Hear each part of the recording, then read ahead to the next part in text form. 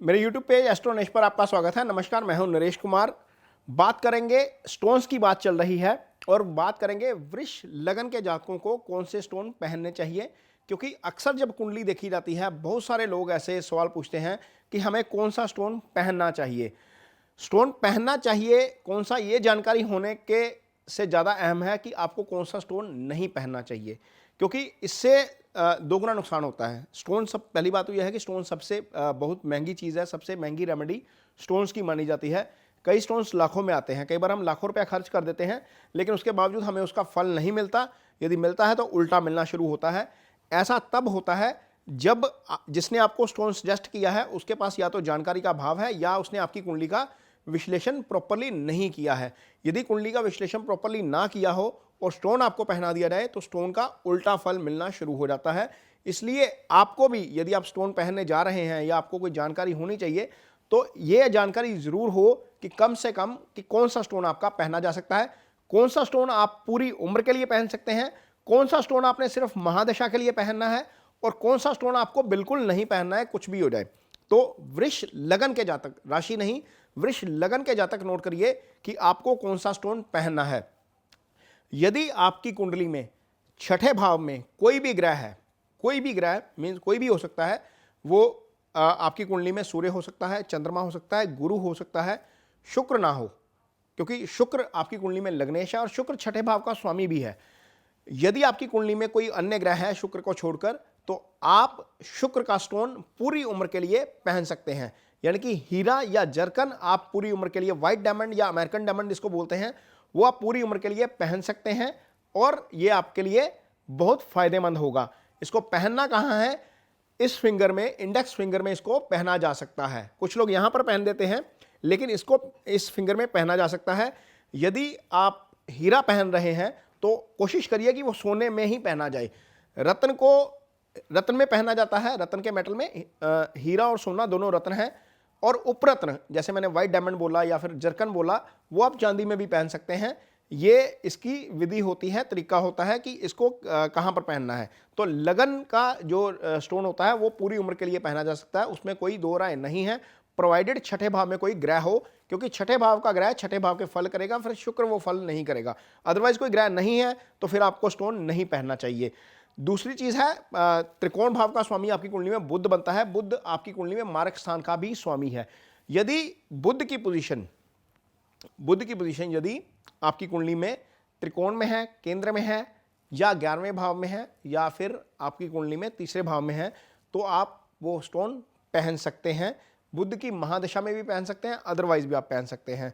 बुध जो है वो दूसरे भाव के फल करेगा, मार्केश है, लेकिन महादशा में पहनेंगे तो आपके लिए ज्यादा अच्छा रहेगा। अगला त्रिकोण बनता है आपकी कुंडली में, जो सबसे भाग्यशाली मैं प्लैनेट्स की बात कर रहा हूं आपके वृष लगन के लिए। शनि जो है वो आपके लिए योगा कारक ग्रह है। शनि आपकी कुंडली में 9वें भाव के मालिक हैं, ये भाग्य स्थान होता है, और 10वें भाव के मालिक हैं, ये कर्म स्थान होता है। यदि शनि की पोजीशन केंद्र, त्रिकोण या 11वें या तीसरे भाव में है, यानी कि शनि की प्लेसमेंट यदि आपकी कुंडली में 6, 8, 12 में या दूसरे भाव में नहीं है, तो आप शनि का जो नग है वो पहन सकते हैं, यानी कि नीलम या नीली। नीली उपरत्न है, नीलम उसका जो है वो असल में जो रियल नग होता है वो है। तो ये आप शनि का जो नग पहनते हैं वो हम इस उंगली में पहनते हैं, मिडिल फिंगर में पहना जाता है। बुध, इससे पहले जो मैंने पन्ना बताया है, पन्ना हमें इस उंगली में धारण करना चाहिए और सोने में ही धारण करना चाहिए। पन्ना जो है वो इस उंगली में धारण किया जा सकता है, नीलम जो है वो इस उंगली में धारण करना है और सोने में ही धारण करिए, ये ज़्यादा फायदेमंद होगा। अगला जो प्लैनेट है आपकी कुंडली में यदि हम बात करते हैं, तो क्या आपको चंद्रमा का स्टोन धारण करना चाहिए? चंद्रमा का स्टोन कोशिश करिए ना धारण करिए, क्योंकि चंद्रमा तीसरे भाव के स्वामी बनते हैं आपकी कुंडली में। महादशा या अंतर्दशा चल रही है और चंद्रमा की पोजीशन बहुत अच्छी है, यानी कि 2, 6, 8, 12 में नहीं है, तो महादशा में जो है वो स्टोन पहना जा सकता है। वैसे अंतर्दशा में नहीं पहनना चाहिए, क्योंकि स्टोन बहुत महंगा आता है। महादशा कम से कम 7 साल चलेगी, सूर्य की भी चलेगी तो 7 साल चलेगी, या फिर राहु की भी चलेगी, 18-19 साल तक जाएगी शनि या राहु की, तो वो स्टोन पहन सकते हैं। शुक्र की 20 साल चलती है, तो वो स्टोन पहनना चाहिए जिसकी महादशा चल रही है। ऐसे बिना किसी सोचे समझे स्टोन मत पहनिए, क्योंकि इसकी एक लाइफ है। ये महादशा में पहनना है या फुल टाइम के लिए पहनना है, पूरी लाइफ के लिए पहनना है, वो आपको जो है वो देखकर ही पहनना चाहिए, क्योंकि इस पर बहुत पैसा खर्च होता है। तो मोती आप पहन सकते हैं, लेकिन महादशा में और प्रोवाइडेड चंद्रमा आपका बहुत अच्छी पोजीशन में हो तो पहनिए, अदरवाइज आपको नहीं पहनना चाहिए। अब आपकी कुंडली में बनते हैं गुरु, बुध का मैं स्टोन बोल रहा हूँ। पन्ना हमने डिस्कस कर लिया, क्या आपको वो स्टोन पहनना चाहिए? गुरु का स्टोन ना पहनिए, क्योंकि गुरु की मूल त्रिकोण राशि धनु जो है वो आपकी कुंडली में अष्टम भाव में आ जाएगी और गुरु 11वें भाव के साथ साथ अष्टम के भी फल करने लग पड़ेंगे। तो मेरे हिसाब से गुरु का स्टोन आपको नहीं पहनना चाहिए, भले ही गुरु की महादशा चल रही हो, ये स्टोन आपको अवॉइड करना चाहिए। अब क्या मंगल का मूंगा आपको पहनना चाहिए? तो मंगल का मूंगा भी मत पहनिए, क्योंकि आपकी कुंडली में मंगल एक तो मार्केश भी है और मंगल की मूल त्रिकोण राशि आपकी कुंडली में 12वें भाव में चली जाती है। तो ये दोनों भाव जो हैं वो ऑस्पिशियस भाव नहीं है, अच्छे भाव नहीं है। यहाँ पर मूंगा आपके लिए नुकसानदायी हो सकता है, आपको ये नहीं पहनना चाहिए। तो मूंगा आपको नहीं पहनना चाहिए, पुखराज आपको नहीं पहनना चाहिए। आप क्या पहन सकते हैं? आप हीरा पहन सकते हैं, आप पन्ना पहन सकते हैं, आप शनि का नीलम पहन सकते हैं। राहु केतु की जो स्टोन होते हैं वो दशा अंतरदशा में पहने जाते हैं, वो डिपेंड करेगा, आपकी कुंडली जो देखेगा वो आपको पहनाएगा। लेकिन राहु केतु के लिए भी यदि राहु केतु केंद्र या त्रिकोण में हो तभी ही स्टोन पहनना चाहिए, अदरवाइज 6, 8, 12 में कोई भी ग्रह बैठा है उसका स्टोन नहीं पहनना चाहिए। सामान्य तौर पर 6, 8, 12 की राशि का जो स्वामी है उसका भी स्टोन नहीं रिकमेंड किया जाता अनटिल अनलेस महादशा या अंतरदशा ना हो और 6, 8, 12 में वो ग्रह खुद ना बैठा हो। तो कुछ चीज़ें जो हैं वो रूल फॉलो करने पड़ते हैं स्टोन पहनने के लिए। उम्मीद करते हैं कि आपको ये वीडियो समझ में आया होगा। यदि आप पैसा खर्च करने जा रहे हैं स्टोन के ऊपर तो आप समझदारी से पूरी जानकारी के बाद ही स्टोन के ऊपर पैसा खर्च करिए, क्योंकि जिसके पास आप जाएंगे खरीदने के लिए उसको तो मुनाफा कमाना है, वो तो आपको मुनाफा कमाकर बेच देगा, या जिसने रिकमेंड करना है हो सकता है उसका भी कुछ स्टेक हो उसमें, लेकिन इसका असर फाइनेंशियली और फिजिकली या मेंटली आप पर होना है। इसलिए इसको डिसाइड करने से पहले किसी अच्छे विशेषज्ञ से कुंडली का जो है विश्लेषण जरूर करवाएं। कई बार आपको पैसा देकर भी नुकसान झेलना पड़ता है। तो इसको पहनने की विधि क्या होती है? ये पहनने की विधि भी होती है। मान लीजिए आपने शुक्र का स्टोन धारण करना है, ये लाइफ स्टोन है आपके लिए, जिसे आप पूरी उम्र के लिए धारण कर सकते हैं। जैसा मैंने एक कंडीशन बताई है कि शुक्र की पोजीशन केंद्र त्रिकोण में होनी चाहिए, या 11वें भाव में हो या तीसरे भाव में हो।